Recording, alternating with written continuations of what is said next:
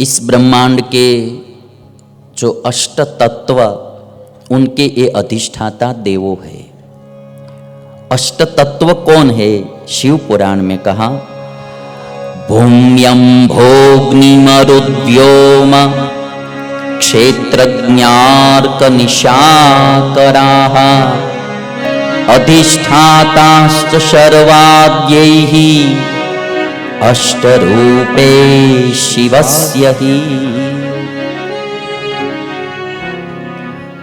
शिव पुराण कहता है कि भूमि के अधिष्ठाता देव शर्व है, जल के अधिष्ठाता देव भव है, अग्नि के अधिष्ठाता देव रुद्र है, मरुत यानी कि वायु के अधिष्ठाता देव भीम है और उग्र है, और जो व्योम यानी आकाश, आकाश के अधिष्ठाता देव भीम है, और जीव के अधिष्ठाता देव पशुपति है, और सूर्य के अधिष्ठाता देव ईशान है, और चंद्र के अधिष्ठाता देव स्वयं महादेव है। शिव पुराण कहता है पृथ्वी जल तेज वायु आकाश और सभी जीव और सूर्य चंद्र सभी के अधिष्ठाता देव ईश्वर है, महादेव है। कोई भी जीव प्राणी मात्र को आप प्रसन्न करेंगे तो ईश्वर प्रसन्न होंगे, और किसी को भी आप दुखी करेंगे तो ईश्वर दुखी होंगे। ये बात शिव पुराण में कही गई है। और उदाहरण कैसा दिया है कि पुत्र को आप प्रसन्न करेंगे तो पिता अपने आप प्रसन्न हो जाते हैं।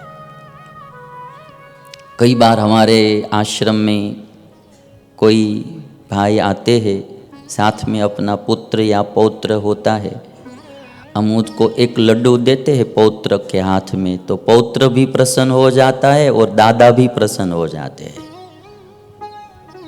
पुत्र को प्रसन्न करने से पिता अपने आप प्रसन्न हो जाते हैं। वैसे ही कोई भी जीव प्राणी मात्र को आप प्रसन्न करेंगे तो उससे ईश्वर भी प्रसन्न होते हैं।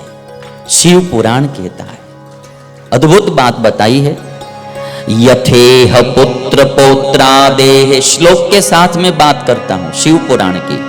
यथेह पुत्र पौत्रादेह प्रीत्या प्रीतो भवेत् पिता तथा विश्वस्य संप्रीत्या प्रीतो भवति शंकरः। जैसे पुत्र पौत्र को प्रसन्न करने से पिता प्रसन्न हो जाते हैं, वैसे ही कोई भी जीव प्राणी मात्र को आप प्रसन्न करेंगे तो उससे ईश्वर भी प्रसन्न होते हैं। और शिव पुराण में कहा क्रियते यस्य कस्यापि देहिनो यदि निग्रहः अष्टमूर्तेरनिष्टं तत् कृतमेव न संशयः।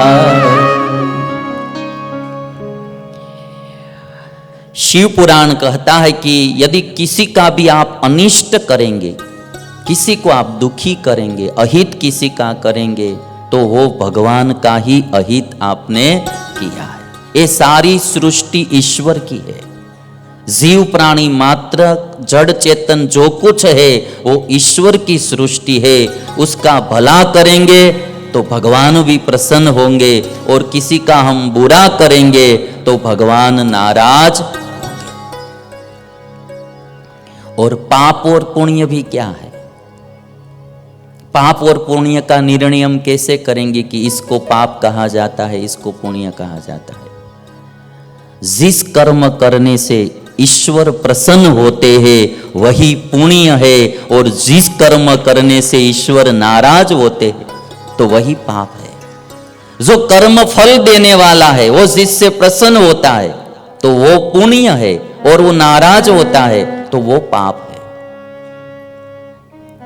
और इसीलिए एक कथा में से हम सबको एक बात सीखनी है कि हो सके तो सबको प्रसन्न करना, न हो सके तो किसी को नाराज मत करना, किसी को दुखी नहीं करना, किसी का अनिष्ट नहीं करना, कोई अहित कार्य नहीं करना, किसी के कार्य में कभी विघ्न नहीं डालना, किसी को परेशान नहीं करना, दुखी नहीं करना, किसी की निंदा नहीं करना, किसी को मारना नहीं। मनुष्य जन्म मिला है, खाने का तो भगवान पशु पक्षी को भी दे देते हैं, तो हमको भी देंगे ही। जीवन निर्वाह इस दुनिया में सबका चलता है, तो हमारा भी चलेगा। किसी को परेशान नहीं करना, और शुरुआत घर से कर देना। घर के कोई भी सभ्य को परेशान नहीं करना। पुत्र हो, पुत्र वधू हो, सास हो, ससुर हो, देवरानी जेठानी, कोई किसी का अनिष्ट मत करो। जो दूसरे का अनिष्ट करेगा उसका ही अनिष्ट होगा ही होगा, ये बात पक्की है। जो दूसरे का भला करेगा उसका भला होगा। और इसीलिए एक कहावत हो गई है कि हमारे गुजराती में तो कहते हैं कि परनु अमंगल चाहता घरनु अमंगल थाय, अंजनी सुतने बाळता लंका सળગી जाए। जो दूसरे का अमंगल करने के लिए जाएगा उसका ही अमंगल होगा। अंजनी पुत्र हनुमान जी का पूंछ जलाने के लिए लंका वाले गए तो पूरी लंका ही जल गई, पूरी लंका जल गई। दूसरे का कभी भी अहित नहीं करना चाहिए। हम जब पढ़ते थे संस्कृत तो उसमें एक हितोपदेश आता है ग्रंथ, उसमें हित का उपदेश दिया गया, हित के लिए उपदेश। और उसमें बहुत रोचक कथाएं लिखी गई होती है। पशु पक्षी की कथा पशु पक्षी की होती है, और मैसेज मनुष्य को दिया जाता है। मनुष्य को समझाने के लिए कथाएं पशु पक्षियों की लिखी गई है। हमारी पुराण की शैली भी वैसी ही है। पुराणों में बहुत बहुत इंटरेस्टिंग कथाएं लिखी गई होती है। कभी कभी बुद्धि से सोचते हैं तो ऐसा लगता है कि ऐसा होता होगा, ऐसा किया होगा, किंतु एक कथा एक कहानी होती है। उससे जो समझना है सार, उसका जो तत्व है वो समझाने के लिए वो कहानी कही जाती है। तो हितोपदेश में एक बात आती है कि एक दिन जंगल का राजा सिंह वो बीमार हो गया। तो जंगल के सभी पशुओं खबर अंतर पूछने के लिए आते थे कि महाराज आपका स्वास्थ्य कैसा है, क्या हाल है, वो पूछने के लिए सब आते थे। बड़े बड़े हाथी भी आते थे, किंतु एक सियार खबर पूछने के लिए नहीं आया। तो सियार नहीं आया तो वहां एक ऊंट बैठा था, कैमल। तो ऊंट बैठा था, उसने सोचा कि सियार नहीं आया, अब मरवाने का अच्छा मौका है। तो सियार का अनिष्ट करने का ऊंट ने सोचा और सिंह से कहा कि महाराज बड़े बड़े हाथी आपकी खबर पूछ गए, किंतु एक सियार नहीं आया। तो सिंह ने आदेश दे दिया, जाओ सियार को बुला के ले आओ। तो अभी ऊंट तो सियार को बुलाने के लिए चल पड़ा। सियार उसी समय वहां पीछे ही बैठा था, सिंह के पीछे ही। जो ऊंट ने जो बात सिंह को बताई वो सब सियार ने सुन ली थी कि इन्होंने मेरी चाड़ी चुगली की है सब। तो जैसे ऊंट गया तो पीछे से थोड़ा मोड़कर पलटकर ऐसे सियार राजा के सामने आ गया।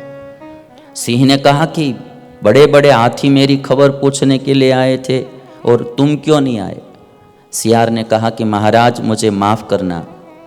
सियार बुद्धिशाली प्राणी कहा जाता है, बहुत होशियार होता है। कहा कि महाराज मुझे माफ करना, मुझे जब पता चला तुम्हारी बीमारी का तो मैं तो डॉक्टर के पास गया था, वैद्य के पास दवाई पूछने के लिए। तो सिंह ने कहा कि बोल मेरी बीमारी की दवाई वैद्य ने क्या बताई। तो सियार कहता है कि महाराज दवाई करना थोड़ा कठिन है। अरे चाहे कितना भी कठिन हो, स्वस्थ होने के लिए दवाई तो करनी ही पड़ेगी, दवाई तो लेनी ही पड़ेगी। सियार कहता है कि डॉक्टर ने ऐसा कहा है कि ऊंट के हड्डी की भस्म करके लगाएंगे तो अच्छा हो जाएगा। ऊंट की हड्डी की भस्म करके लगाएंगे तो अच्छा हो जाएगा। राजा ने कहा बुलाओ ऊंट को। मर गया ऊंट, मारने गया सियार को, मर गया ऊंट। इसलिए कहा गया परनु अमंगल चाहता घरनु अमंगल थाय, अंजनी सुतने बाळता लंका सળગી जाए। जीवन में एक नियम ले लेना, कभी भी किसी का बुरा नहीं करने का। बुरा करना नहीं, बुरा सोचना भी नहीं। उसका बुरा हो ऐसा सोचना भी नहीं।